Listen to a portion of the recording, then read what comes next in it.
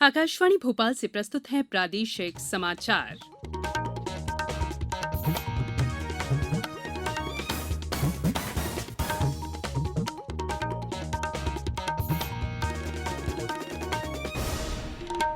नमस्कार, समाचारों के साथ मैं संयुक्ता बैनर्जी।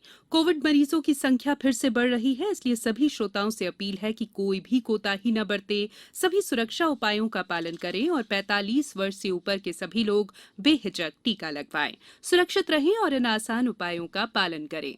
मास्क पहनें, 2 गज दूरी है जरूरी, सुरक्षित दूरी बनाए रखें, हाथ और मुंह साफ रखें। अब मुख्य समाचार। आज से 45 वर्ष से अधिक आयु वाले लोगों का कोविड टीकाकरण शुरू हुआ। सरकार ने लघु बचत योजनाओं की ब्याज दरों में किए गए बदलाव को वापस लिया और प्रदेश में अब बिजली के बिल केवल ऑनलाइन ही जमा हो सकेंगे। और अब समाचार विस्तार से। 45 वर्ष से अधिक आयु वाले लोगों का टीकाकरण आज से शुरू हो गया है। इस श्रेणी में 1 जनवरी 1977 से पहले पैदा हुए व्यक्ति शामिल हैं। प्रक्रिया को सरल बनाने के लिए गंभीर बीमारी की शर्त को हटा दिया गया है। 45 साल या उससे अधिक उम्र के सभी लोग टीकाकरण की बुकिंग के लिए को-विन पोर्टल के जरिए ऑन-साइट पंजीयन करा सकेंगे।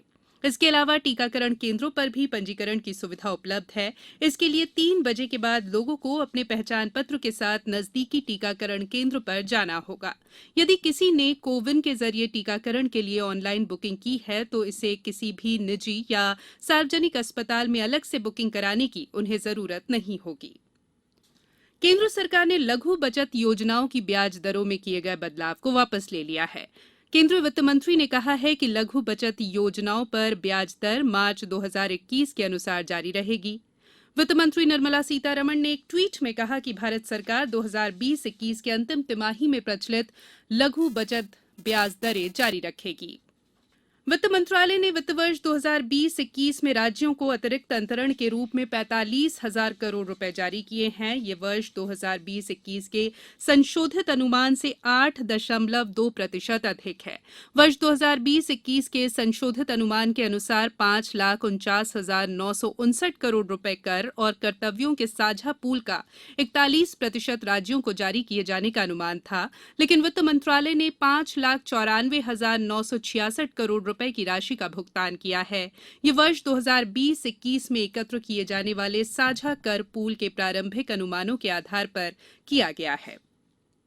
स्कूल शिक्षा विभाग आज 1 अप्रैल से पहले की ही तरह दूरदर्शन और रेडियो पर कक्षा 1 से 8वीं तक के विद्यार्थियों के लिए शैक्षणिक कार्यक्रम का प्रसारण शुरू कर रहा है।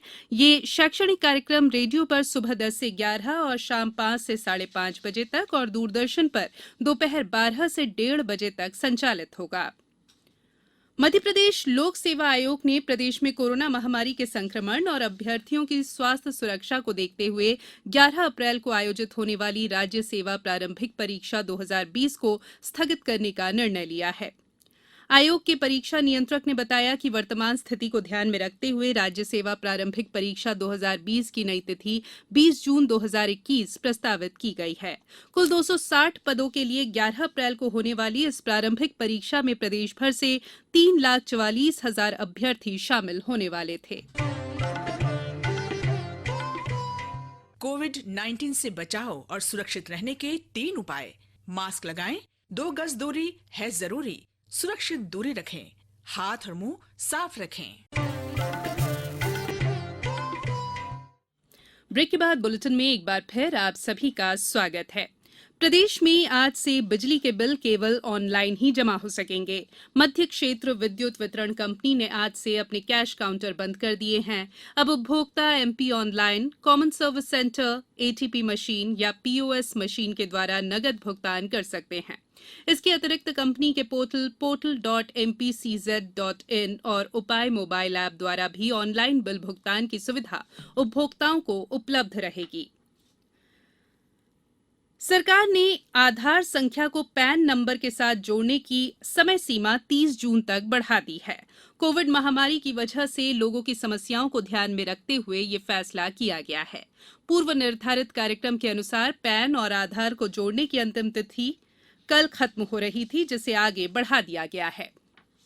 प्रदेश के 38 निरीक्षकों को मानसेवी उप पुलिस अधीक्षक के पद पर नियुक्त किए जाने के आदेश जारी कर दिए गए हैं। अपर सचिव गृह डॉक्टर राजेश राजौरा ने बताया है कि इन अधिकारियों को वेतन और भत्ते निरीक्षक के पद अनुसार ही प्राप्त होंगे, लेकिन वे उप पुलिस अधीक्षक की वर्दी पहन सकेंगे।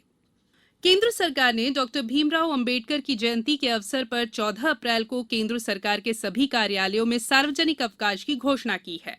कार्मिक मंत्रालय ने इस निर्णय की जानकारी देते हुए बताया कि केंद्र सरकार के कार्यालयों के अलावा देश भर के सभी औद्योगिक संस्थानों में भी सार्वजनिक अवकाश रहेगा। मुख्यमंत्री शिवराज सिंह चौहान 3 अप्रैल को मिशन अर्थ के तहत भोपाल में अत्याधुनिक सीमन उत्पादन प्रयोगशाला का लोकार्पण करेंगे। भोपाल के मिंटो हॉल में हुए कार्यक्रम में मुख्यमंत्री ने मनरेगा में बनी गौशालाओं, पशु शेड और विद्युत उपकेंद्रों का लोकार्पण किया। और अब बुलेटिन में कुछ समाचार संक्षेप में। लेफ्टिनेंट जनरल मनजिंदर सिंह ने मुख्यालय पश्चिमी कमान के सेना प्रमुख के रूप में पदभार ग्रहण किया है। बाद में उन्होंने वीर स्मृति पर माल्यार्पण किया और पश्चिमी कमान के शहीदों को श्रद्धांजलि दी।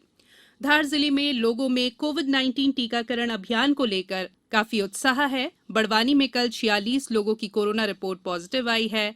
आज नीमच जिला कलेक्टर ने कोरोना के बढ़ते संक्रमण को देखते हुए जिले में आगामी शनिवार रात 10 बजे से सोमवार सुबह 6 बजे तक पूरे जिले में संपूर्ण लॉकडाउन करने का आदेश दिया है। मंदसौर में बढ़ते कोरोना संक्रमण के चलते भगवान पशुपतिनाथ मंदिर गर्भगृह में अगले आदेश तक श्रद्धालुओं के प्रवेश पर पाबंदी लगा दी गई है। शिवपुरी में मार्च में खनिज रेत के अवैध उत्खनन और परिवहन करने वाले 26 वाहनों को राजसात करने की कार्रवाई की गई है। खंडवा अनुविभाग में लगने वाले साप्ताहिक हाट बाजारों में नागरिकों को मास्क लगाने और सोशल डिस्टेंसिंग का पालन करने के लिए संबंधित गांव के सरपंच, सचिव, संबंधित हलके के पटवारी और रोजगार सहायक तथा संबंधित पुलिस चौकी या थाने के प्रभारी को दायित्व सौंपा गया है।